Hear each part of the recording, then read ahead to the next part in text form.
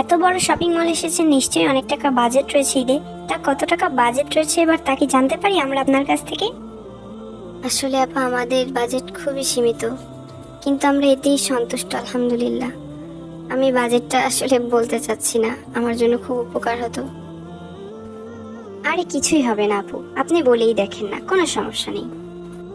এই যে আপা, কিছু মনে করেন না। আমি বেশ কিছুক্ষণ ধরে আপনাকে লক্ষ্য করছি, আপনি এখানে ওখানে গিয়ে গিয়ে মানুষের কাছে তাদের ঈদ বাজেট শুনছেন। এটা আপনার চোখে কতটুকু ভালো দেখাচ্ছে আমি জানি না, তবে আসলেই কি এটা খুবই ভালো কিছু? আমি তো আসলে এখানে কোনো খারাপ কিছু দেখছি না। আপনি কি বোঝাতে চাইছেন? এক একজনের কাছে গিয়ে ঈদ বাজেটের কথা শুনছেন। কারো সামর্থ্য 50,000, কারো সামর্থ্য 5 লাখ, কারো সামর্থ্য 10 লাখ, কারো সামর্থ্য 5,000। এখন সবাই তো এটা বলতে আসলে কমফোর্ট ফিল করতেছে না, কারণ সবার সামর্থ্য তো এক না। 5 লাখের কাছে যে 5,000 বলতেছে তার কাছে অবশ্যই লজ্জা ফিল হচ্ছে। আসলে এই প্রশ্নগুলো করে মানুষকে বিভ্রান্ত করা বন্ধ করুন আপনারা।